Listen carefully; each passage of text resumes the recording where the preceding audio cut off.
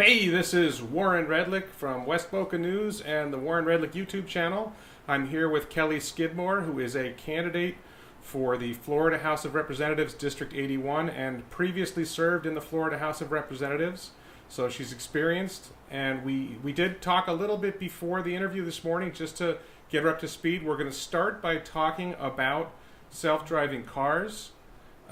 The self-driving cars in the law. I think that's the way we've done this with every candidate so far. Is we spend about 20 minutes to half an hour talking about how the legal world will be affected by self-driving cars in the law, how self-driving cars will affect the law and government, and how government might affect self-driving cars.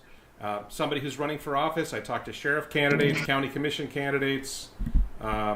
I've talked to a variety of candidates of all stripes about this.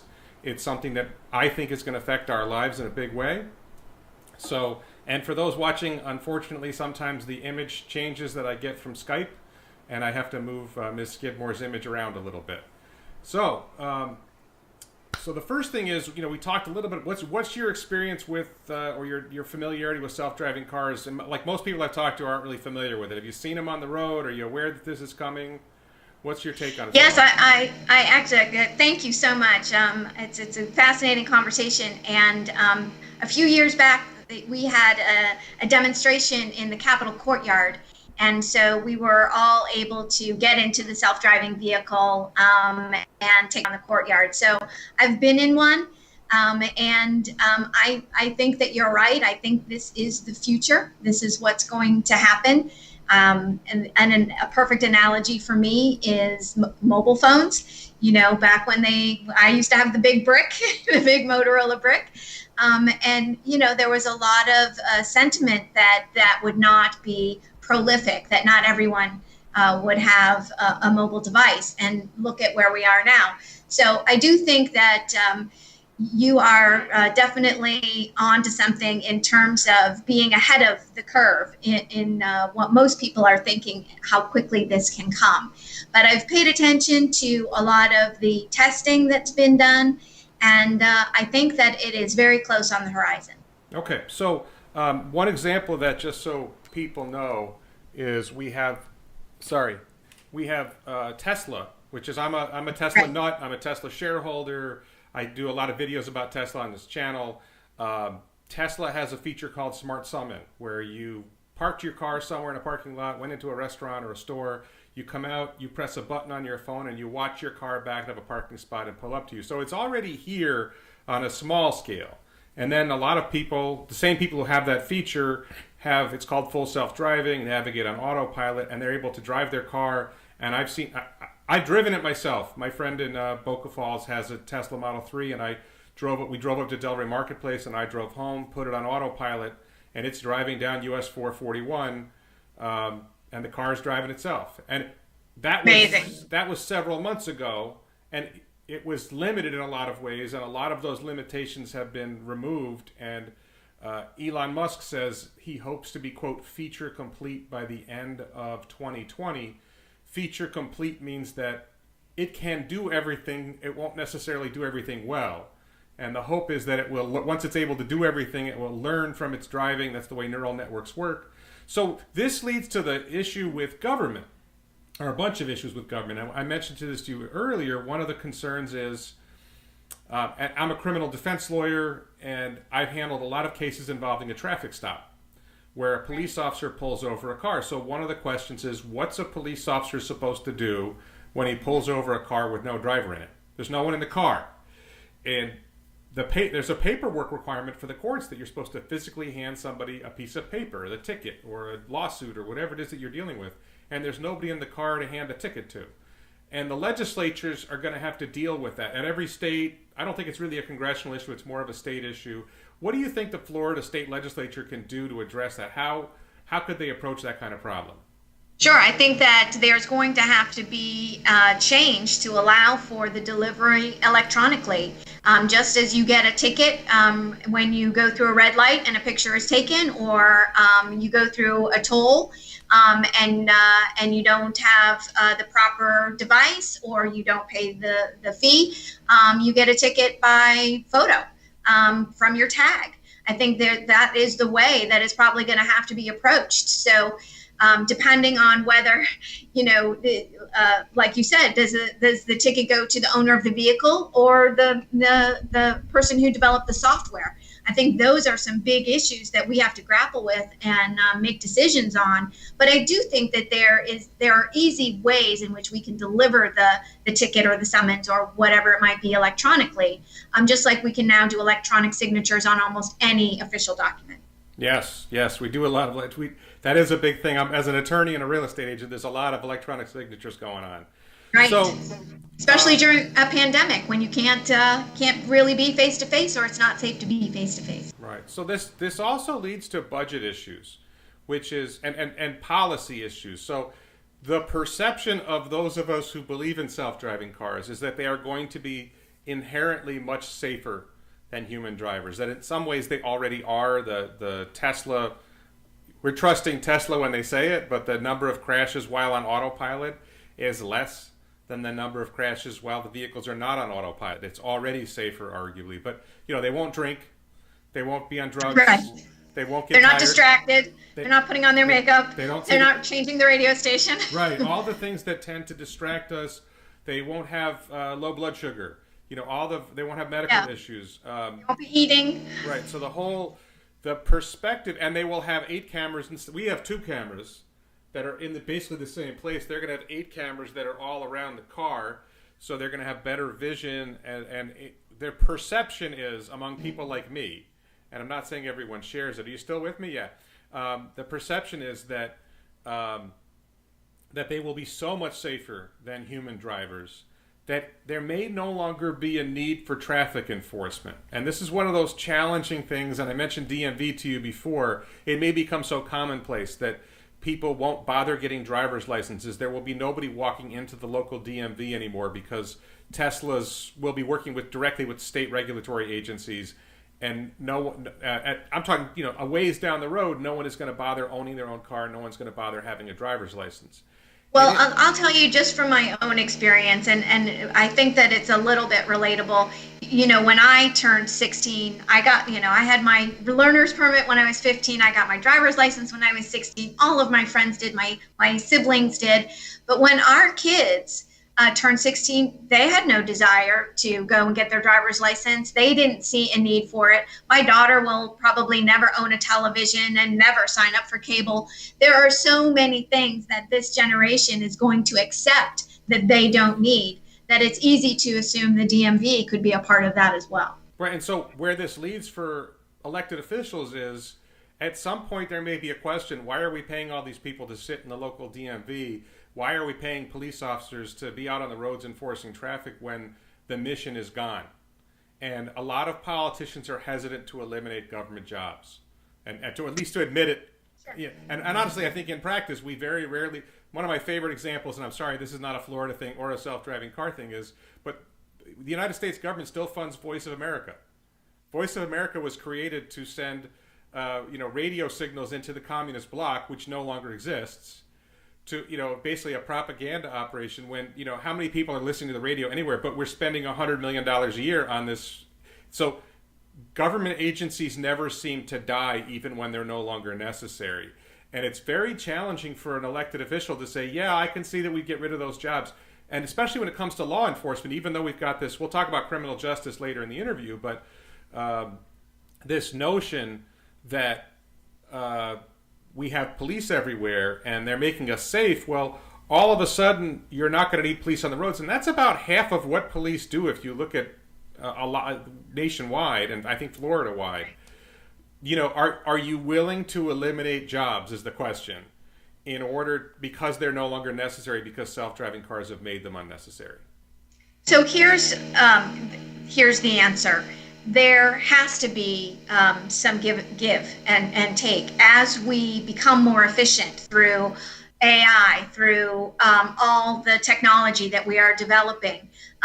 We know that we are going to move in that direction where there are going to be less of those jobs. That doesn't mean that there will be less jobs overall. it means those folks will shift into other types of jobs. So, I mean, we don't want what we have now with millions of people unemployed, trying desperately to get their benefits through a system that is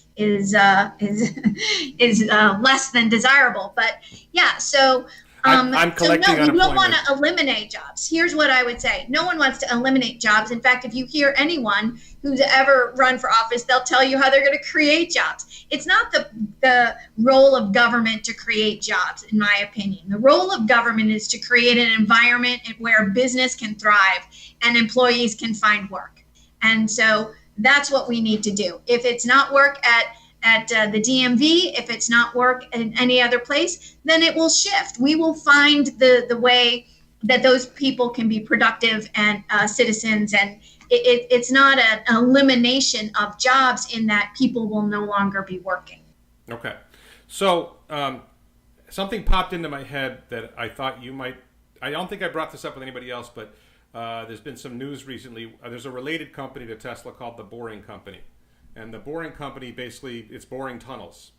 And Elon Musk did a demonstration tunnel right out of SpaceX headquarters. They have completed a back and forth tunnel in Las Vegas at the convention center that they're planning to extend probably to the airport and to the casinos. There were negotiations with Las Vegas and the casinos right now. They are apparently working out a deal with Ontario County Airport outside Los Angeles and San Bernardino County. We have traffic issues in South Florida. It's not, people complain about it in Boca, but I don't think it's as bad in Palm Beach County. My favorite location where the problem is the Golden Glades down at Miami. If you're heading south on the Florida Turnpike or I-95 and you're trying to get into Miami, it really backs up. And it's this idea that we can do tunnels underneath the ground, and that can greatly alleviate what Elon Musk calls soul-crushing traffic. And my picture of it, just to, I'm sorry I'm throwing you a curveball, but my picture of it is we run tunnels under I-95 or under the Florida Turnpike or both. And maybe we run tunnels along under Glades Road or whatever. And this could alleviate a lot of traffic. And then in the tunnels, you can go 120 miles an hour because there's no intersections. There's no head-on collisions. There's no chance of any kind of problem. So you're talking iRobot, right? The movie with Will Smith. I actually didn't see that. Basically, that's the gist of that. But here's what I'll say. This is Florida, and this is South Florida, and we have an aquifer, and we have I don't know how much tunneling we can do. We know we can't expand I-95 any more east and west. I think in 2011 it was $125 million per 1 mile of extension of I-95. So is that what we want to do? Is that where we want our money to go? Or do we want to improve commuter rail and passenger rail and other options that are available? In Florida, we've never really had a robust public transportation system. Everyone needs a car. Yeah. Places like Century Village are great because you can, go out of your apartment and get on the bus and go to the clubhouse, and they'll take you to the grocery store and your doctor's appointments, and that's great. It's like a mini city. But a lot of other areas in South Florida don't have that option. Yeah. And think about the folks that are in our tourism industry, which we don't have a very diversified economic industries in the state of Florida. We basically have agriculture and tourism. And so you've got people who can't afford to live where they work, right, because they're not making a livable wage, or they're just underemployed. So they need ways of getting east and west. And we have to be looking at those things. I don't know if a tunnel is the right idea. I work for the Marine Industries Association of South Florida, and the New River is a very important thoroughfare for the shipyards there, for the boat yards and the mechanics and all the folks there's in the region. That's 142,000 jobs and a $12 billion industry. And the bridge that goes over to the New River is at the same height it was when Henry Flagler built it. So we haven't invested much in the way of infrastructure in South Florida and in the way of public transportation. So I think that there's a lot of opportunity there. the folks at FDOT, at the Florida Department of Transportation, they're looking at those things. They are looking for those things, ways that we can improve that. Kevin Tebow, who's the secretary of FDOT, and our local guy, Mr. O'Reilly, they are great to work with, and they are looking for those innovative ideas that can help us alleviate some of the traffic congestion that we have. Right. Well, in particular, you mentioned the cost of adding a mile of lane on the Florida on I-95. They did the tunnel in Los Angeles for $10 million a mile. So, the objective Right. there is to do them quicker and to do them, and you don't have to worry about somebody's right of way if you're underground. It is a good question. I don't know the answer yet, whether tunneling would affect the aquifer, whether it could be environmentally safe. I would think it should be, but I can't imagine it. And we do have a tunnel running to the Port of Miami, right? We do. And there is a tunnel in downtown Fort Lauderdale. Yeah. Is it deep? Does it go low enough for it to be able to go under something like I-95? I'm not, I don't know. I don't know the answers to those questions, but okay. There, you can double decker it, you can go under, but you can't go any wider. You know that. Yes. So getting back to self-driving cars, one of the other issues that we see with self-driving cars, I'm keeping my eye on the clock because we're going to shift fairly soon to other topics. It can have a dramatic impact on industries. So, basically it can displace a lot of driving jobs.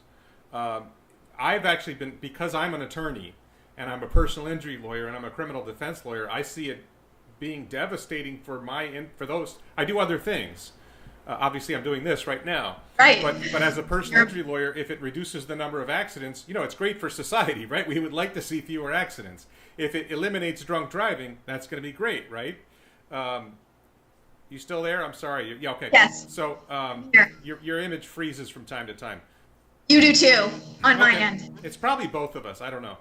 Right. So, if we have, there's a really big potential disruption to the economy. Now, I personally, as a personal injury and criminal defense lawyer, I don't think I'm adding that much value to society overall. And if we could eliminate the accidents and eliminate the crimes, well, that would be a really good thing. And if I lost that area of work, I'll find something else to do. But trial lawyers are very influential in places like state legislatures, and they're not going to want to give up their gravy train. So how do we allow progress to move forward without special interests keeping progress from moving? And a good example is, by the way, is Uber. I think the Florida Keys resisted Uber. I think still resists Uber. Broward County resisted Uber for a while. What do you think about how do we address that? So let's think back in time. Did the horse and buggy guys move into automobiles? Did the candlestick makers start making light bulbs? No. The disruption happened outside of the industry. And so we can anticipate, unless we disrupt ourselves, whatever that industry might be. Uber completely disrupted the taxi cab. So yes, there is so much room for disruption in a lot of industry, and it will happen. And it can happen from within, where you see and you are visionary where the industry needs to go, or it can happen and you become obsolete. And so those are the things you have to figure out, whatever industry you might be in. If you want to sell a boat, sell a house, sell a car, do you have to have a physical location for that? Can it be done electronically? Zillow is disrupting real estate.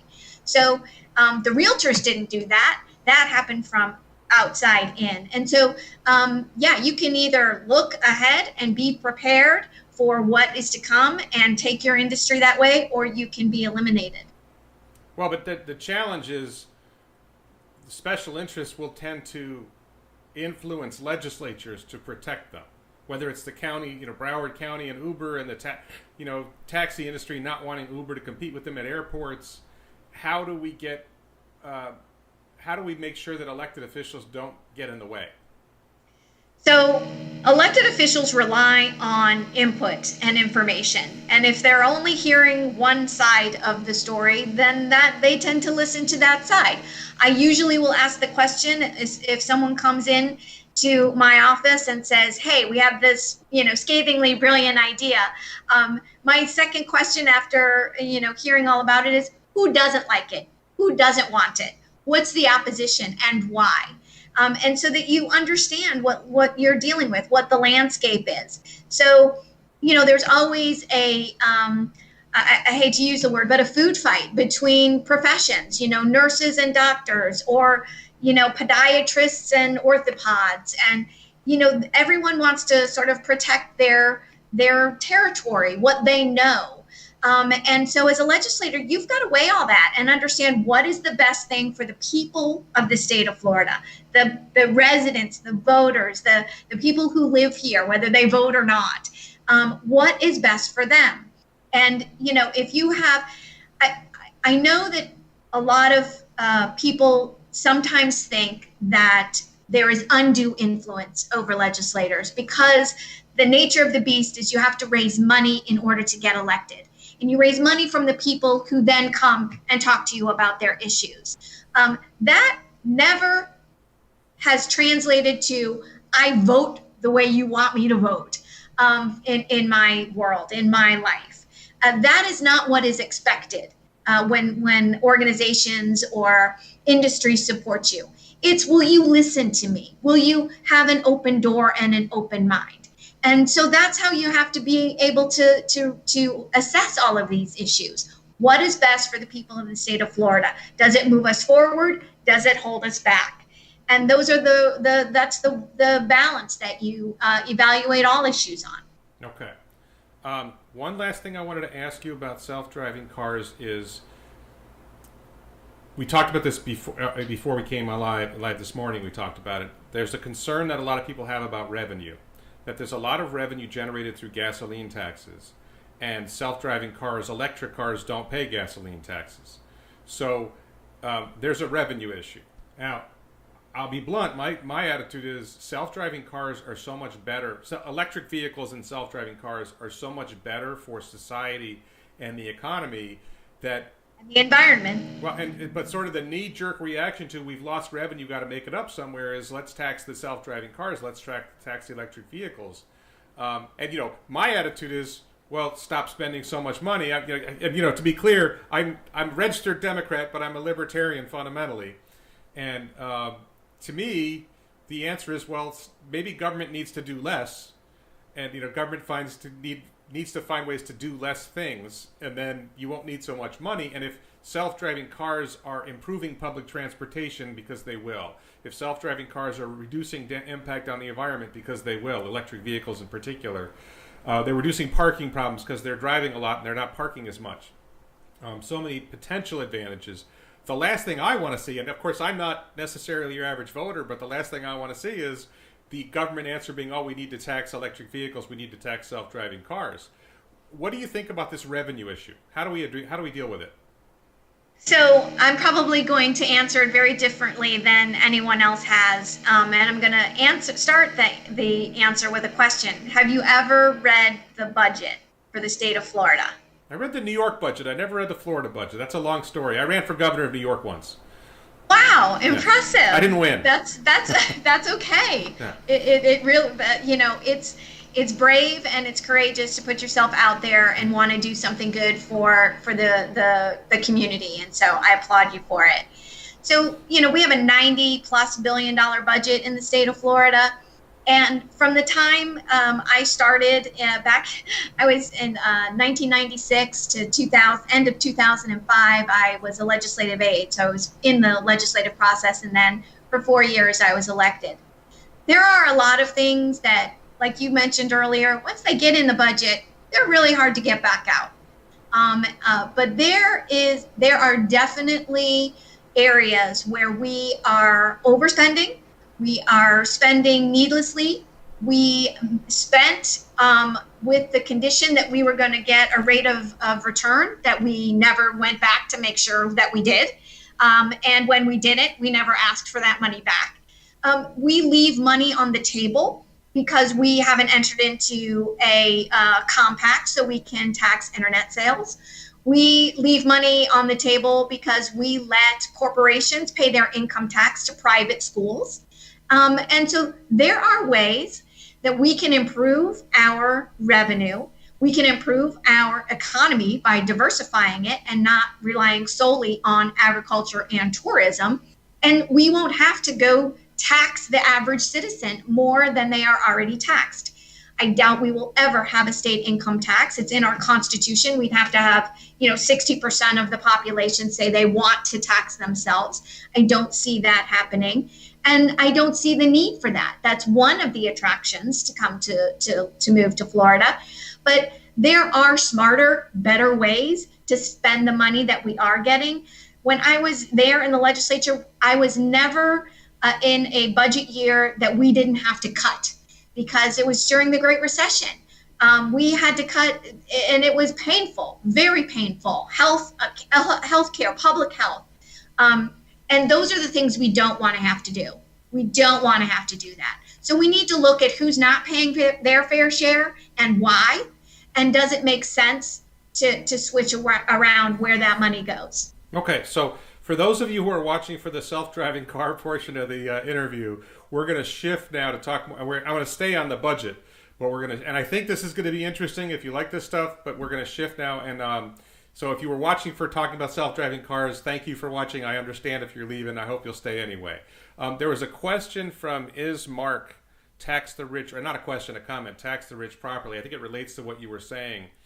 And I was going to just ask you first to educate me, because I should know the answer and I don't. What are, let's say, the top 3 or 4 sources of revenue for the state? Sales tax. Sales tax is the number one revenue that goes into general revenue. Property taxes, and that's, that's it. Fee. They're some of the licenses and fees, and the bulk of it is sales tax. So sales tax. That is the major source of revenue. So is property tax revenue for the state, or is that revenue local, or both? Well, it's both. Okay. So, but the number 1 is sales tax, and then number 2 is property tax at the state level. Okay. Because that's, I've noticed, like at the federal level, it's income tax, and it's, there's like right. 3 or 4. It's funny because there's like 1,000 taxes, but only a few of them actually generate most of the, like 90+% of the revenue comes from only a few taxes at the Correct. federal level. And I also at the New York State level, when I was dealing with New York State, I think that's. We're a low tax state. We really are, but we still have a $90 billion budget. We're big. Right. We're geographically big. We have a lot of people. We need to provide a lot of services. So we do have a big budget. So what I was leading into with this, where I was thinking about going with this, so now I'm going to go there, is we're in the middle of a crisis. You mentioned that before you dealt with a crisis. Well, we're in the middle of a crisis right now. And I feel like a lot of government entities, not just in Florida, I think nationwide, other states, localities, they haven't necessarily come to grips with what's coming, which is, well, our sales tax revenue is probably going to be down a lot from this in 2020 compared to 2019. Oh, my goodness. Palm Beach County and most of Florida makes a lot of money on tourism. Well, our hotel tax is going to be cratering. We're going to have a lot of hits to our budgets, both on the revenue side, because we're going to have less money coming in. There may be a new foreclosure wave, and homes may not pay their property taxes. And then on the other side of it, I think a lot of government agencies may have, instead of letting people go, this is one of those things, I'm sorry, I'm going to go off on a little bit of a rant here, this will be short, but I keep seeing people saying we're all in this together. Well, if we're all in this together, tell me how many government workers lost a paycheck, right? Because you mentioned unemployment. I'm actually collecting unemployment because my business revenue is down quite a bit. There's a self-employed thing in the CARES Act, so I'm getting unemployment through the CARES Act. I know a lot of people who lost jobs. There's a lot of people who are collecting unemployment, but I haven't heard of very many government workers who lost a paycheck. And I suspect that a lot of government entities have spent more money, like police overtime covering protests, or other overtime dealing with COVID-19. So what do you think is going to happen, because you're running for state legislature, so we'll leave Palm Beach County out of it for the moment, and we could come back to Palm Beach County in a minute if I remember, but what do you think is going to happen to the Florida state budget, and how would you suggest that the state deal with it? So the way that I know they're looking at it is that there is a significant reserve, and there is a lot of federal funding that's coming down the pipe. to help offset the losses.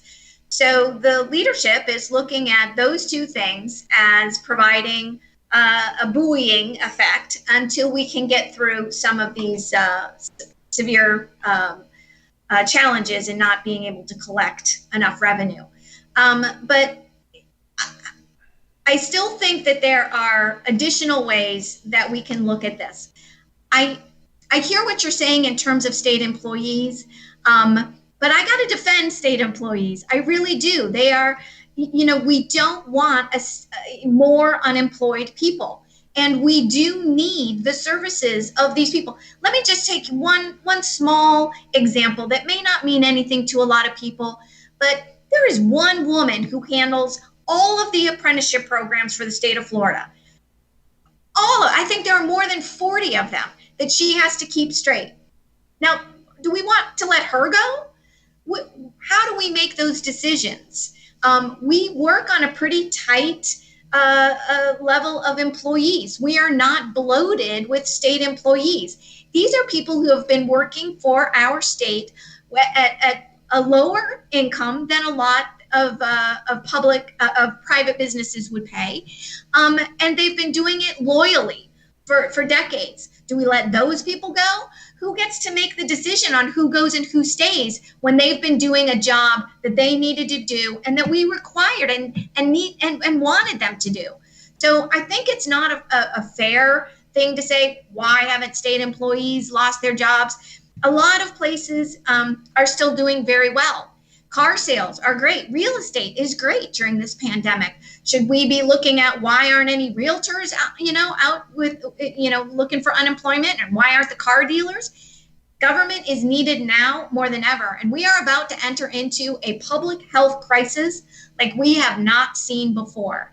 And so we need those people on the front lines helping with all of this. So I don't think that a hatchet needs to be taken to state employees. Well, I wasn't necessarily a hatchet. I'm saying I haven't heard of a single worker in any government entity, not just the state of Florida, losing a single paycheck. I think I did hear maybe. Well, I think the woman who made the COVID-19 platform was one. I'm not sure who you're referring to. Rebecca, I've forgotten her last name. She was the developer of the database for coronavirus for the state of Florida, and was let go by the department and the governor. Then she created her own platform. Wait, was the job eliminated, or was she just fired? No, she was eliminated. But the job wasn't eliminated, so somebody else is getting. Well, they didn't hire anybody else to make the platform. Okay. But my point being, like, when you say, well, who has to make the decision? Well, I'm sorry, the answer is if you get elected, you. Yeah, that's right. You and the legislature and the governor have to decide, and the reality is, look, lots of businesses have had to let people go. In my household, when revenue declines, we have to spend less money. When somebody runs a business, if revenue's down, they have to. When you talked about the economic crisis in 2008, I was running a law firm in New York, and our revenue plummeted because traffic on the turnpike, well, we call it the New York State Thruway, which is where we got a lot of our revenue. We did a lot of speeding tickets. Our revenue plummeted, and for a lot of reasons, my firm lost a lot of revenue. I had to let somebody go. Business owners have to make those decisions. It seems like government, and I'm not faulting you for your answer, because I think your answer's probably better than a lot of other answers I've gotten, but it's still, there's a lack of acknowledgement that at some point government has to say, geez, revenue's down, we got to let people go, and it sounds like you're not willing to do that. Well, it's not a matter of not willing. It's a matter of I understand, or at least I believe I understand what's coming down the pike. And so when we look at places where we can cut the budget, and we cut, a lot of times we eliminate positions where no one is actually in that position. They're just, they're FTEs, full-time equivalents, right? And so we need to look at where those are in all the departments that, where we're kind of carrying that weight, if you will, that we don't need to be carrying. But I'm concerned about that philosophy in terms of healthcare and public health and the Department of Health, and the cuts that I have seen happen at the Department of Health level that trickle down into the county level. And so those budgets in the past were almost annihilated in terms of public health, and positions were eliminated. And so I have a real concern from experience of how that approach is going to be taken. I just am wary that there is a lot of savings that is going to come to the state from eliminating positions that then create a bigger problem because we have no one taking care of some of the needs that we have. Okay. So I think that there are again ways that we can look at it, but I'm cautious about there being this superfluous inventory of state workers. Okay, so since we kind of touched on it, let's go into one of the hot issues of the day, which is COVID-19. How do you feel about where do you think we are with COVID-19? Where do you think we're going, and what do you think the state of Florida could be doing better? Give you a nice open-ended question. Wow, that's that. Yeah. So let me start with what I think we could have done better first, because I sent a text message to a friend in Tallahassee in March that said we need to be doing way more testing. We need testing, and tracking and tracing, and we need to find the people who are positive, isolate those people, and inform the ones who have been exposed and quarantine those people. If we had done that more effectively, we would not have had the shutdown situation that we did. So I understand that we weren't in a position. We didn't have a test that we wanted. There were tests available from other countries that we declined until we could come up with our own. I think we wasted a lot of time by having ego in our way a little bit. Had we done what looked to be the best plan for containing the virus, which is to identify the people who have it, test everyone as much as you can, track the people, and trace who they were exposed to, who they exposed, and we missed that opportunity. It's very disconcerting to have to continue day after day right now with record-breaking positive test results. Some of my nurse friends at Memorial and in Miami are concerned about the beds filling up. I think we're in a place where that is not a problem right now. ICU beds are still available. We are not at critical levels, but I think there's a little bit of concern among the healthcare working population that if this continues, we're going to get there sooner rather than later in terms of not being able to house ICU patients. And then that goes back to us not having elective surgeries. You know, a cesarean section is elective. And, you know, we are putting other people and patients at risk by not containing this virus. And so, yeah, there were things we could have done better. We could have not been in a state of denial for the first few months of it. We could have done much better on testing, tracking, and tracing. We could have definitely prepared our businesses with more information about how to sanitize. I think that there were some things that we could have done better. A lot of people say, who saw this coming? Nobody saw this coming, and so we're kind of just reacting. And that might be true. That might not be true. I don't know the answer to that. It's hard to find that real nugget of information when there's so much, on both sides of what happened and what didn't happen. But I think that going forward, we have to just ramp up testing as much as we possibly can. And, I know some places charge for that.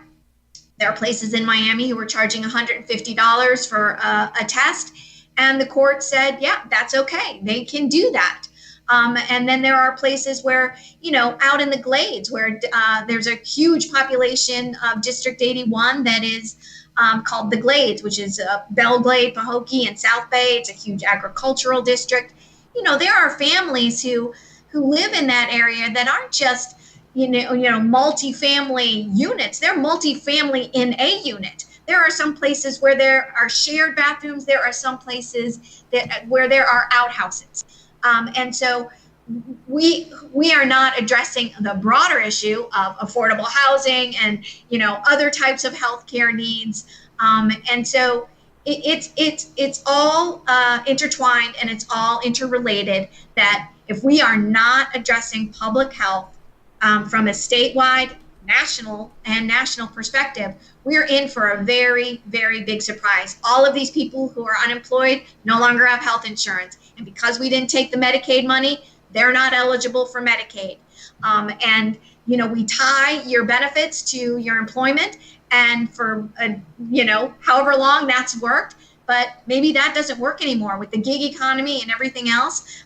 There should be more opportunities for people to access affordable health care through other options. And expanding Medicaid would be one of those. If you're not a single mom, you're almost, never going to get Medicaid. So for those single men, single women who don't have children, they have almost no options available to them. And that's a disservice to us all, because if they're not getting health care and taking care of themselves, then they have more potential to get the people they're around sick as well. Okay. And that was a big rant, and I have a whole nother mental illness part of it that I'll save for later. Well, so first of all, for those who don't know, like especially people in West Boca, the district includes West Boca Raton, and it goes up, I think, along the turnpike, and includes West Delray, West Boynton, and then it cuts over to South Bay and the Glades. I don't remember, does it include part of Lake Worth as well? But it doesn't include, it misses Wellington or something like that? I believe there are two or three precincts in Wellington, but it's really insignificant. It really skirts around Wellington and goes out up north to Pahokee and then down south to South Bay, and Belle Glade's in the middle. And for those who don't know, Pahokee, Belle Glade, and South Bay are relatively, like West Boca Raton is a relatively wealthy place. There's some pockets of not so wealthy, the trailer park and whatever, but even the trailer park is relatively wealthy compared to Belle Glade and Pahokee and South Bay. I haven't spent a lot of time there. I've driven through a couple times, but I'm assuming that's accurate. It's beautiful. It's a beautiful place. It's a beautiful spot in the state of Florida. The lake is amazing, but Lake Okeechobee. I'm sorry. Yeah. There is a lot of poverty and the highest unemployment rate in the state and possibly the country out in the Glades. Right. It's a very poor area. The demographics, to be underserved. To be politically correct, the demographics might be a little different in the Glades. I don't know, a nice way of saying it. It's as nice as I can get. There's a different population there. Sure, there are a lot of African Americans. There are a lot of Hispanic folks. There are a lot of migrant workers who have been coming to our beautiful place on the planet for decades to harvest. And they're a part of our community, regardless of where they come from. They're here for months and months and months out of the year, and they are a part of this community. So I just for people who are watching and don't realize it, your job as a candidate and as an elected official, if you win the election, is you've got to represent diverse populations. Absolutely, and yes. The concerns of West Boca Raton might be very different from the concerns of Belle Glade and Pahokee and South Bay, and there's a lot of factors that go into that. And I'll just say that while legislators represent a geographic boundary that was drawn on a map, you really represent the state of Florida. You represent all the residents. You're not. It's rare that you're voting on a piece of legislation that we would call a local bill that only impacts the district that you represent. Almost everything that we vote on impacts the entire state of Florida. So yeah, you're getting elected by a certain group of people in a geographic area, but you're representing everyone in the state because you're voting on issues that impact them and their work and their careers and the environment and everything in their life. Okay, so I wanted to come back to the revenue issue and specifically Palm Beach County because your district is entirely Palm Beach County, I believe. It is. Okay, so Palm Beach County, we're losing a lot of tourism tax revenue. We're losing a lot of sales tax revenue. This affects the school district. This affects the county. I have not seen any indication that our county or our school district are doing anything to address the budget. And I feel like you mentioned that there'd be federal money coming in to help. I think a lot of local governments are doing the same thing. They're just sort of hoping that the federal government's going to come in with money, which the federal government doesn't have. I mean, their revenue is going to get tanked too because income tax is going to be down, and whatever other sources of revenue they have are going to be down.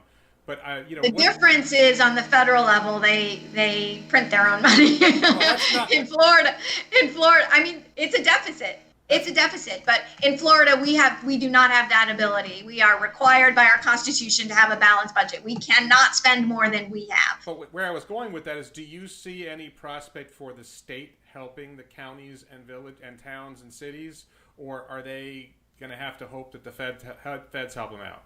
Is there any prospect that the state can in some way help state and local governments deal with the budget problems that are going to come from the COVID crisis? I do not think that there is a pot of money that the state has that is available to local governments to address some of these needs. No. Okay. So let's move on. Criminal justice has been a hot issue. I covered 2 protests in Boca, which had a lot of comments from our readers while I was covering and a lot of anger. There seems to be a lot of anger. I'm going to guess you've noticed there's a lot of angry people. I just off a tangent, I had this random idea the other day that what if, you know where the Murakami Museum and Gardens is, right? Yeah.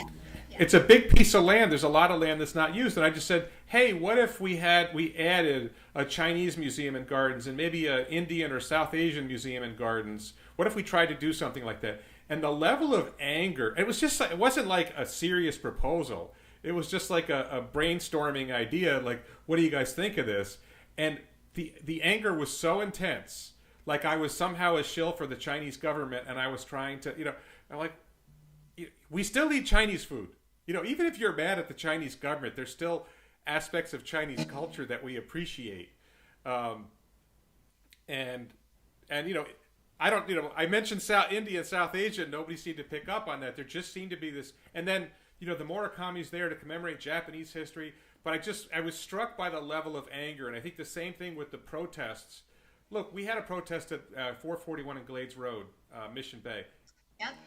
I don't necessarily agree with what the kids were. I asked them some tough questions. I didn't think they answered well, but hey, they were high school kids and college kids getting out and, go ahead, fine. That's how they learn. A lot of times that's how you learn. It's whatever it is, they're getting out and they're doing something, and there were so many people who were so angry and like, oh, they're going to loot the stores. Like, no, they're coming from somewhere else. I'm like, no, I know that kid.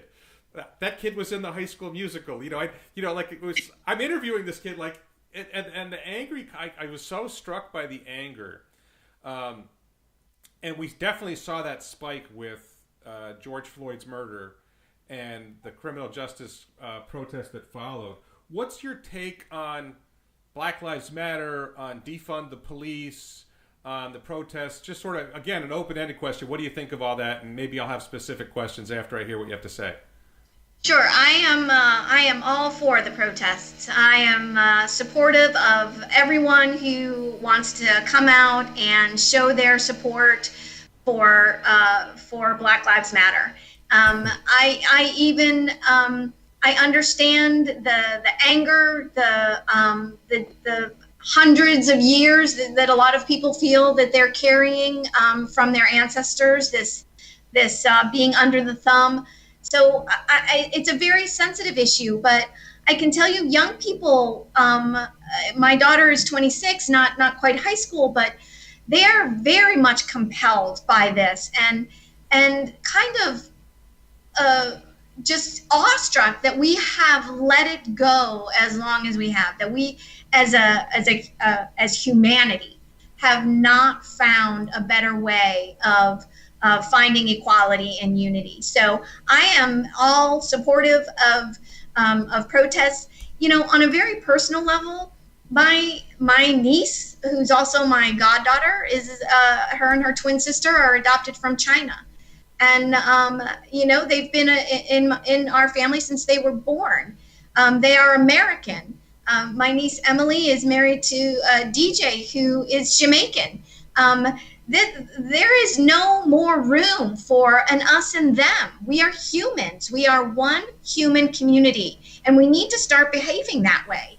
And I take my responsibility for not doing anything about it very seriously. And these protests have raised an awareness that white people like me have not taken action before now. And so I think it's critically important that it's happening. And I think it is going to change the dialogue. And I think that there are improvements that can be made within police agencies. Okay, so a question, you led right into the question I want to ask, actually, which is a question that I was asking the protesters. And so far I don't feel like any protester has given me an answer that made any significant difference in what would change things. When I interviewed your opponent in this primary, I didn't think he gave any meaningful answers that would make things different.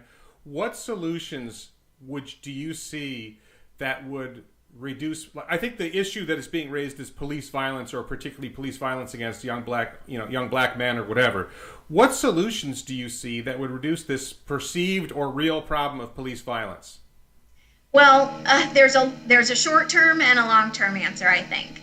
The short-term answer is that police chiefs have more authority than they want to claim. And there is a culture inside an agency that starts at the top. And if that culture lets people slide when they are aggressive, when they are prejudiced, when they show those tendencies, and there is an element of secrecy, and let's keep it in the family, we can all relate to it just on that level, just on a family level. Don't air your dirty laundry. We can take care of our own. If there's a family issue, the family will take care of it. And that attitude and that culture has got to stop. I am so proud of the law enforcement officers who I have seen to call out another officer and say, that is not acceptable. I am not going to allow you to get away with that. And that is what we need more of. And the police chiefs have that authority. I know they sometimes feel like they're handcuffed because of unions and negotiating. But honestly, if you create a culture within your department that doesn't allow for that, then you can make that change. I'm sorry, I'm going to stop you for a second, because the thing is, you're not running for police chief. You're running for legislature, and I'm asking, what can I guess the question, I should phrase the question a different way. What can the Florida legislature do to solve this problem? Yeah, because that's a different question. Because what I hear from a lot of people is, we need more training, we need to hire better, They sure, we need all those things. We need all the 8 can't wait. We need all of those things. But and I'll turn, because you're running as a Democrat. Your primary opponent is running as a Democrat, obviously. Minneapolis had everything the left wants, every office that the left wants. The mayor was a progressive Democrat. The president of the city council was a progressive Democrat. The attorney general is as far left as you can go in the Democratic Party.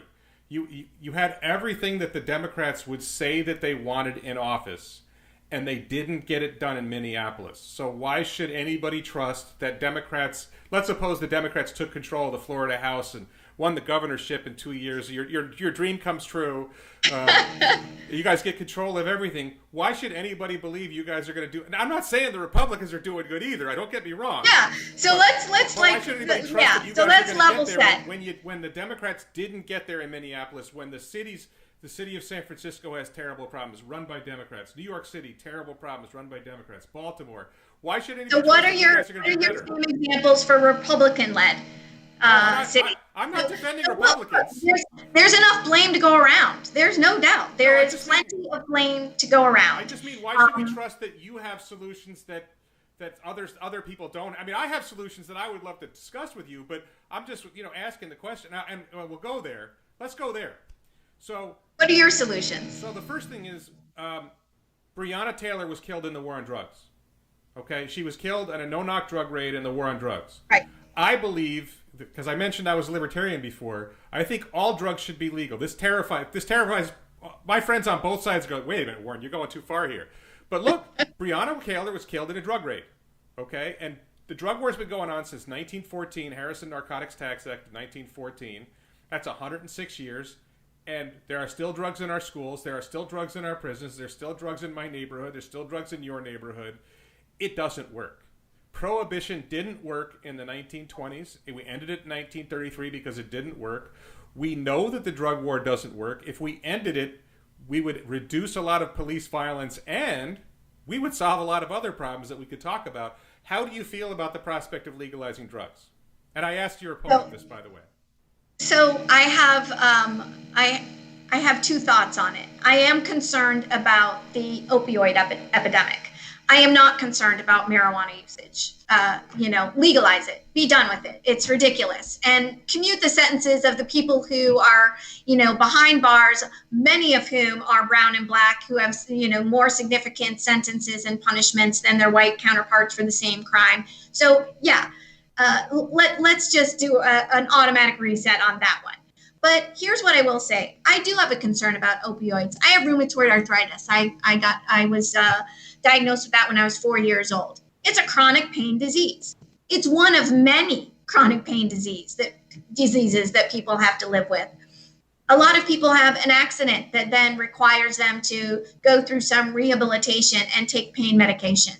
And what was happening even more so in 2009 and 2008 is, pill mills. Where people come from all, other states, the OxyContin Express from Kentucky on down, lines around buildings to go in and get their baggies full of opioids.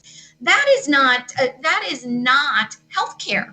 That is turning people who have chronic pain into addicts, who then have to commit crimes to be able to support their addiction. They go to jail, they break up families. There are a lot of things that I think we can do. I don't agree with you on that one, Warren, just sort of legalizing everything and letting it be a free-for-all. I know that in other places around the world,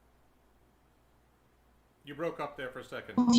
Other places around the world that we only can get by prescription. Well, in Europe, you can go to a pharmacy and you can get much stronger medications than you can here in the United States without a prescription. And so I think that there are some things that we can do to move toward that. But I don't think I hear what you're saying. I'm not there yet. To throw it all out the window. Well, let me use your rheumatoid arthritis point against you. Okay. You're in the doctor's office. You're talking with your doctor, and your doctor says, I'd like to prescribe you this drug, but there's a bureaucrat in the room with you, and he says no. That your doctors are constrained. They feel restricted in what they can prescribe. They're afraid to prescribe narcotics to patients who need it because of people like Dave Ehrenberg scaring the crap out of everyone. And not just Dave Ehrenberg. I'm picking on Dave Ehrenberg because for my own personal reasons. I shouldn't pick on him in this context. But because the argument that you are making puts a bureaucrat in the room with you and your doctor isn't giving you advice straight up. Your doctor's afraid to tell you what medication might be best for you, afraid to prescribe the medication that might be best for you.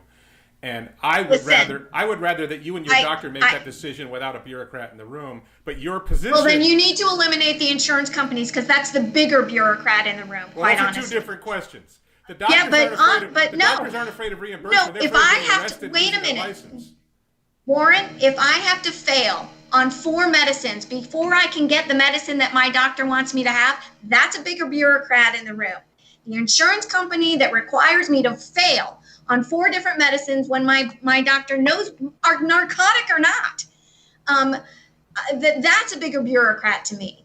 Look, a lot of these medications were designed for end-of-life care. You were going to get addicted, but it didn't matter. It was at the end of your life.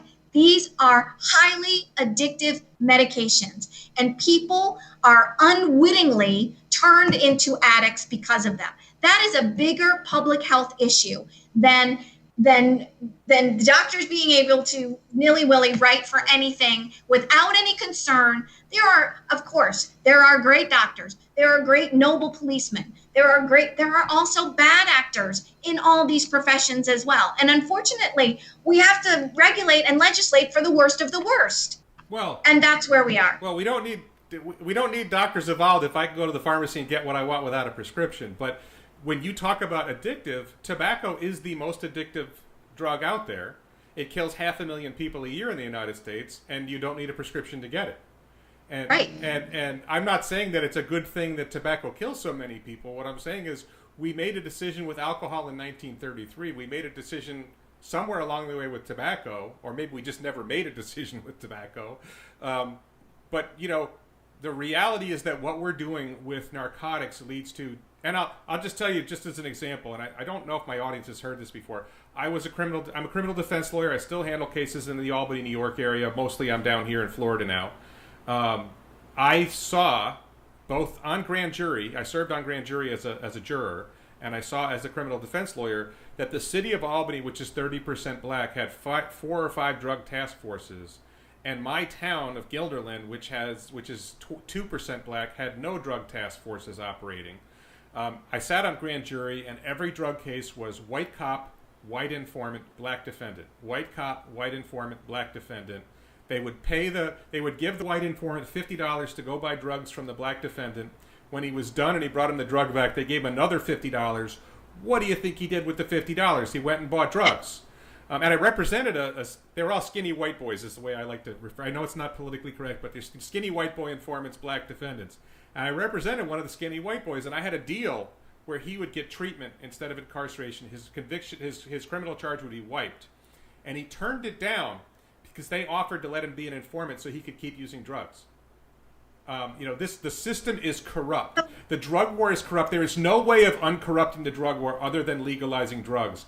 And until people in positions, I'm not saying, I understand you might not be able to say it on the campaign trail, but if you get elected, I hope you will think about what really happens in the war on drugs. How many people like Breonna Taylor have been killed? How many ways the system corrupts police officers, informants, how inherently racist it is, and recognize it's not just marijuana. It's heroin, it's cocaine, it's crack cocaine, it's methamphetamine. It's not just racist, it's classist. It's enforced in trailer parks, but it's not enforced in wealthy neighborhoods. And I hope you'll think about that. But you can respond or I can move on. It's up to you. Let's move on. Okay. So the other thing that I talked with your opponent about is Corey Jones was killed in a traffic stop. Philando Castile was killed in a traffic stop. It's my estimate that more than half of police encounters start with a traffic stop. Now, I believe self-driving cars are a potential solution to this problem, that the drug dealers can now just order a self-driving car, put the drugs in the trunk, the car drives along, gets to its destination, the police have no reason to pull it over because it's a safe self-driving car, and they've delivered their drugs. But, before the self-driving cars solve this problem, the legislature may have to address it. Traffic enforcement is a scam. I've made a ridiculous amount of money in my career defending traffic tickets and handling traffic accidents and defending drunk driving cases. And I've made easily $1 million in revenue for my law firm, probably $2 or $3 million in revenue over a period of years handling these cases. I was doing $300,000 a year just in traffic tickets for several years in New York. That's a lot of money. It's a revenue scam, though, because it doesn't make us safer. And I think Dave Ehrenberg was speaking to the West Boca Community Council. He said 1/3 of the criminal cases in Palm Beach County are driving under suspension. And I did a quick look, and I would say that those cases are disproportionately black defendants. Black, and especially if you say black, include black and Latino, that white people are rarely the defendants in driving under suspension. I'm not saying zero, but it's much lower than their proportion of the population. A lot of these laws disproportionately impact on people of color, on minorities, on the poor. And it doesn't make us safer. So one of the suggestions, if you want to reduce police violence against people, is have less police encounters. So if you stop having police, confronting people in the parking lot of O'Connor's Pub in Sandalfoot Cove, where they look in the window and they see a bag of drugs, if you stop having police pull over for people for driving 10 miles an hour over the limit, 15 miles an hour over the limit, whatever it is, you're going to reduce the amount of police violence as well. So what's your take on that? I forced your opponent to answer that question, so I'll put that one on you. Well, I'm curious what the offset is. If all drugs are legal, and the police are no longer controlling traffic or regulating traffic, you're still going to have those folks who are very negligent drivers, are going to put other people in danger, and they are there with the police, on the roads now. I was the subject of road rage just the other day when I was doing 85 in the left-hand lane on my way to Fort Lauderdale, and a blue Jeep behind me wanted me out of the way, but I couldn't move over because there were vehicles there. And she was absolutely out of her mind. So there is an aggression, there is a lack of control with drivers. I don't think that it is wise to have no police in terms of traffic situations. There's a stop sign, four-way stop at the end of my street here, and you run that stop, and bam, there's an accident, a very serious accident right there at the corner. There still needs to be police presence for people to do the right thing. It's like if your parents go out of town and you invite everybody over and raid the liquor cabinet. There needs to be police. I did that. We're not defunding the police. We're not, that is not the right answer. I think that it is maybe over heavy-handed? And do I think that Black and brown people are suspicious, driving while Black? Yeah, I do think that happens way too often. But let me call you. And that's a cultural change that has to happen. I don't think we need, less police on the lookout for the rest of us to be safe. Well, I meant to go there, and you actually brought the term up again, defund the police. You say you support Black Lives Matter. It's on the homepage of the website. So yes, either you don't support defund the police, or you think what I've encountered most with my liberal Democrat friends is they'll say, well, what defund the police means, and I think the last thing the Black community wants is white liberals saying what they mean.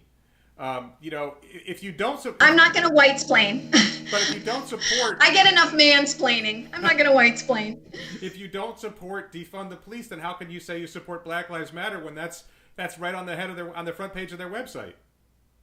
Look, I can, because that's how I feel. There is a legitimate concern with the Black community that they are targeted, that they are treated more aggressively, that their punishments are more excessive, and the statistics bear that out. That is a fact. And so they have every right to be able to, and I support that. Yes, we should be calling this out. But where does defunding the police help the situation?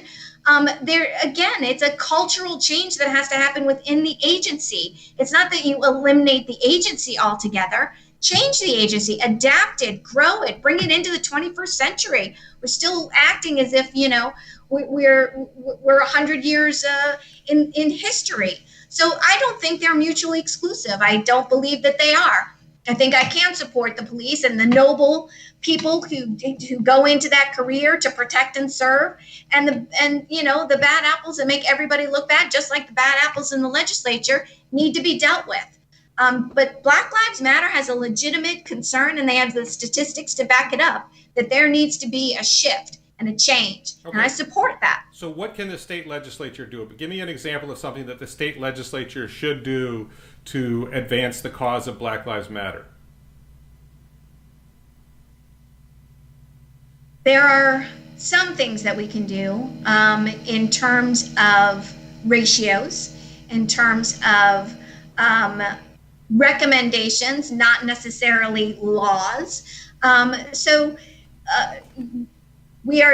White people are disproportionately on boards of directors. They are disproportionately leaders of companies. They are disproportionately, in positions of authority. And so, who's on the cabinet? Who's on the Florida cabinet that's Black? That's African American? No one. No one. What are we doing? What message are we sending when we have that? We have very few agency heads who are people of color. These are the kinds of things that as legislators we can insist upon.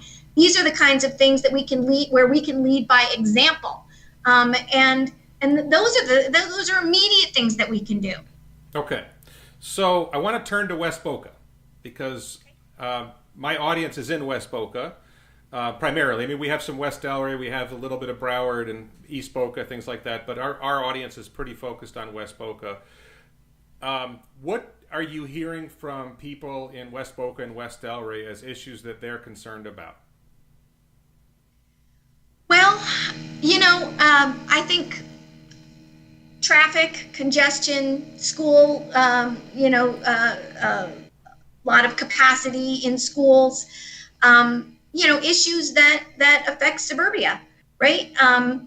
So those are the main things. There's not a lot of economic concern. There's not a lack of jobs, or at least there hadn't been. There's an element of crime, but it's not severe. So, I mean, the main things: quality of life issues, the environment, traffic, and schools. I think those are the big issues that, my sister lives in Mission Bay. My niece and nephew live just across the street from there. Those are the issues that they're worried about. My nephew's 2 years old. Where is he going to school? Where is he going to pre-K? How is he going to get there? Who's watching him when he's not there? Those are the things that families are dealing with. And that's what's happening out in West Boca. So you mentioned traffic, and I have my own little bugaboo that some people agree with and some don't. Glades Road, FDOT had a plan to extend Glades Road across the canal into Broward. Glades Road turns left around West Boca High, goes south, meets up with Palmetto Park Road, and goes over the canal, and it could go over the canal, meet up with University. And the reason I talked to an FDOT engineer about this a while ago, several years ago, that the worst intersection on 441 is Hillsborough, just south of the county line.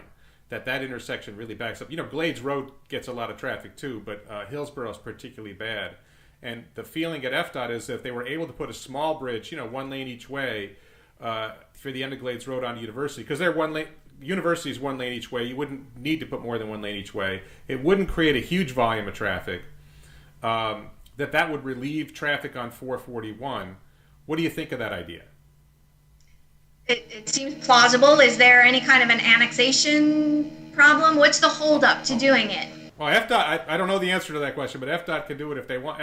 FDOT can always, I think the property is already owned, and FDOT can do whatever it wants whenever it wants to. I think, I'm not sure why it hasn't happened, to be honest. If it needs to be a priority and it just hasn't risen to the level, if things get funded by, they're kind of ranked by number in a lot of these departments and agencies. Maybe it hasn't worked its way up to the top. Maybe there hasn't been enough of a public outcry for it. I'm not sure why, but I see no reason why that would be problematic. I grew up in Deerfield Beach. If you went out to 441 when I was a kid, you packed a lunch because, you just didn't go out that far. Yeah. But it's a whole new world now, and there's no reason, as long as there are no environmental reasons, if we're not, disrupting some species or something that is preventing our ability to do that. Okay. I see no reason why we wouldn't want to alleviate some of the traffic off one roadway onto another. And near the same location. I think this is a Warren thing. I don't think I've got a lot of community support behind me on this, but if you go to the end of Palmetto Park Road, it's where Glades meets up. There's a little smaller canal there. If you jump the canal, there's a big piece of land that used to be called the Parker Ranch. And if you go out Loxahatchee Road, there's a Wawa on 441. If you go out Loxahatchee Road to the end, it's a big section of land on the right. It's 3 to 5 miles long. There's a huge piece of land. If you're at the end of Palmetto Park Road and you look, there's a sign that says it's the future home of the Fran Reich Preserve. Fran Reich was... I remember Fran. Okay, so... I remember Fran. But it's been the future home of the Fran Reich Preserve for as long as I've been here, which is 9 years. I think it's been the future home of the... So my question is, when does it become the present home of the Fran Reich Preserve? What can we do with that piece of land that would be... I think one of the ideas... Does the county own it? I believe that the South Florida Water Management District owns it now. The county bought it in an eminent domain proceeding about 20 years ago. and Okay. they were going to put a landfill in. As you can imagine, that wasn't popular. Right. So the landfill was stopped, and then I remember that too. And so it was supposed to become the Fran Rice Preserve. And I know one of the things that they're supposed to be doing with it is use it to improve stormwater management, because if you put some big ponds, Okay. then when there's heavy rain, it can take water and keep it from any. If you have a family member in Mission Bay, you probably know their lakes get pretty high when there's a heavy rain. Yes, they do. They do. My sister's on a lake. They get more than we do. I'm in Boca Falls, and it hits Boca Winds and it hits Mission Bay. It doesn't hit Boca Falls as badly. It hits the entrance to the Loggers Run Middle School parking lot too, and Spanish River High School parking lot for some reason gets flooded. So, how do we get that something? And I think the Army Corps of Engineers is there, and it's almost like it's a mess, and nobody has any idea who's responsible for it. So it sounds like a lack of leadership. If you've got the Army Corps of Engineers involved, you've got the South Florida Water Management District involved, you've got the county involved. Those are a lot of agencies that are, that are too many chefs in the kitchen. So somebody needs to take the lead on that. I know not too long ago we improved an area on Yamato Road. And we put in bike trails and walking trails, and there was a grant available to do that. I don't see why that is something that could not be accomplished, or why it hasn't been accomplished. Right. My only response would be it's just a lack of someone taking ownership of it and making it happen. Yeah. I know the Army Corps of Engineers is difficult to deal with. They're a very large bureaucracy, and it's sometimes very, very hard to get them off the X, so off the mark. So that could be the holdup. But certainly there are new members of the South Florida Water Management District now since Governor DeSantis came in. Maybe it's a new day to approach those leaders and ask for some assistance in getting that accomplished. Yeah, and we love South County Park. But South County Park doesn't really have good walking trails. It doesn't really have, the Dagger Wing has a really short, boardwalk area. It seems to me that we could do more, something like that, in the Fran Rice Preserve, and that would bring a lot more recognition. I know there are plenty of people looking for safe places to ride their bicycles, so it would be ideal. Yeah. Okay. So I guess the last thing I want to ask you about before we get close to ending, I'll give you a chance to just speak generally at the very end, but how do you see the campaign going? What's going on? I believe you have a primary opponent. I think there may be a general election, a Republican opponent who probably doesn't have funding, is my impression. So there are 2 Republicans in a primary and 2 Democrats in the primary. Right. And so the winner of each in August will go against the other through November. This is a very heavily Democratic performing district. It would be unlikely that the Republican would win. They are both very underfunded to launch a credible campaign. But, it's great to have competition. It's great to be able to talk to voters, throughout the general election and get to know more and more issues. This has been a very short runway for me. I think I found out on May 22nd that the seat was open. So it's been just over 4 weeks that we've been running. And so it's been, a short window of ramping up and being able to, and of course the pandemic has prevented our ability to do any grassroots campaigning. Right. The last thing I want to do is, go around any senior citizens or go around, and put anyone in a predicament of me carrying something in. So I've been very, very careful. I am, I think putting on a mask, it's not too much to mask, is my motto. So, I think that going through to the general is a great opportunity to continue talking to the voters and get the message out and to receive information. Okay, but so how many votes do you expect there will be at the general election? Your real election is the primary. No offense. So how many votes do you think there will be in the primary? I actually don't know the number. I know we have those numbers from 2018.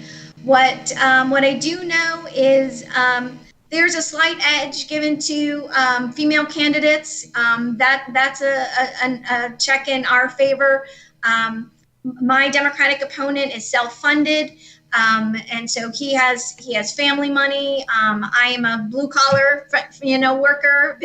My family has been blue collar. We work hard for everything that we've ever achieved. And so I'm working hard to match my fundraising to be able to get the message out through mail and phone and digital advertising and things like that. So, it's a different world campaigning during this pandemic, and we're all finding our way. But I really have to say I am so impressed with the way everyone has just responded to technology and found ways to stay connected and found ways to have candidate screenings and interviews like this one today and candidate forums. So, I think that we're going to be able to get our message out. I have a message of experience, of knowledge, of hard work, of a reputation of reading the bills, understanding what's in them, and being able to call out the things that people like to pretend are not problematic.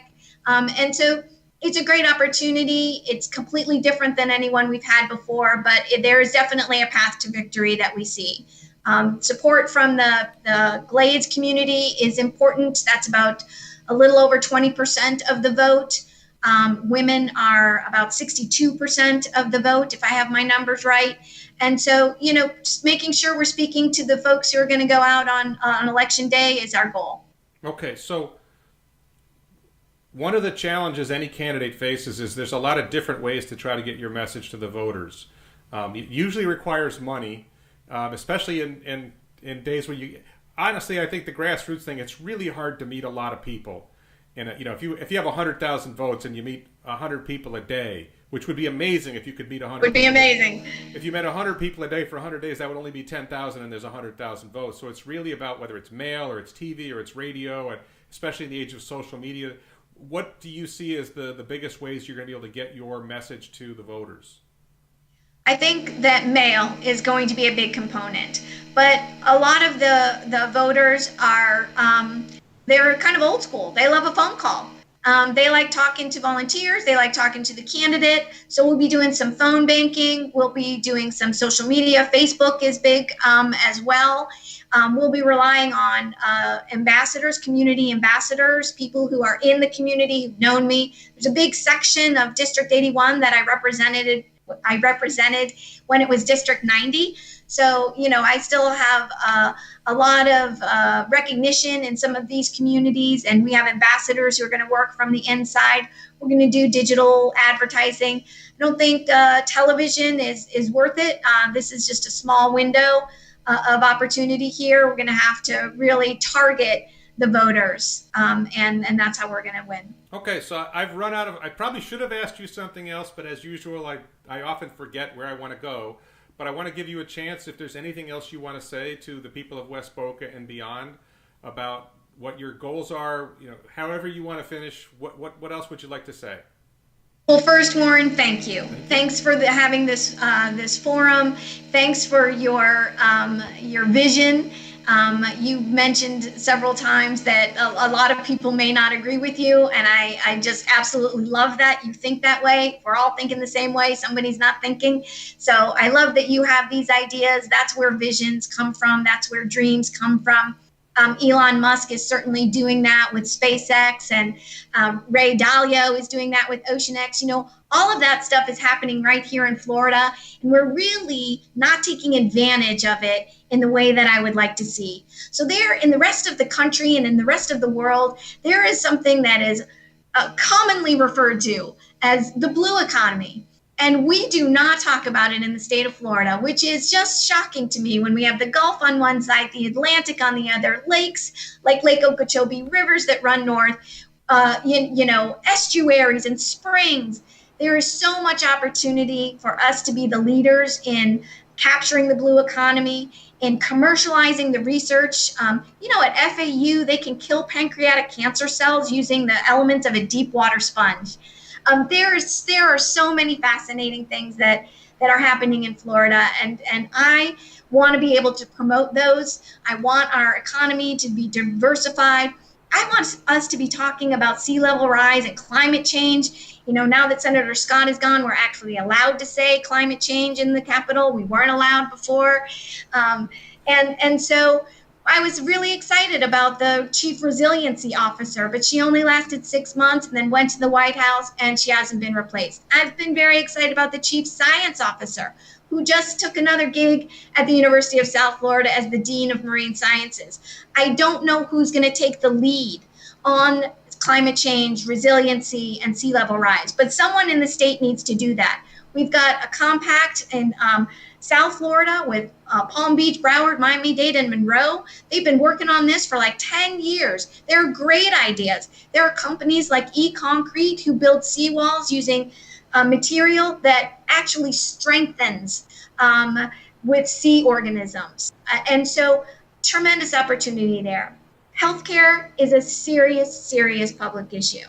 With the number of people who are unemployed and no longer have their insurance through their employer, the fact that we did not expand Medicaid when we had the opportunity to do so, the fact that the legislature will not use any money to market kid care so that parents know that there is an affordable health care option for them, and why there isn't a parental option that we create as well, is deeply problematic. As more and more people in the state of Florida go through being positive and have to be intubated, my brother-in-law was very ill. He did not have COVID, but he had a very, very serious illness in his lungs, and he was in the hospital and intubated for months. When he came out, he was delirious and manic, and we had no resources available to us. People who are put into comas, who are in these positions for long periods of time where they're on prone beds, when they wake up, they have very serious mental issues. So not only are we going to have a second wave of coronavirus potentially, we have a second wave of a huge public health crisis in terms of no access to healthcare coverage and a big mental health issue coming at us. So those are the kinds of things I want to focus on. There are so many things that we can work on together in the state of Florida. There are a handful of things that divide us. The way that we do things also divides us. But I'm looking forward to the opportunity to work with both sides of the aisle and get a lot of these things done like I did previously. And I hope your voters, your audience will vote for me, and it would be my honor to serve them. Okay, I would just say that I was really impressed with the way you respond. I'm not saying I agree with you on a lot of issues. I understand. Because I'm crazy, but I really appreciate the dialogue is great. No, but your answers were less what I would say standard political answers and a lot more free-thinking, open-minded answers, and I really appreciated that. So thank you very much for coming on. If you don't have anything else to say, I'm going to end this, and thank you very much. Thank you. It's a pleasure. Kelly Skidmore, thank you. Goodbye.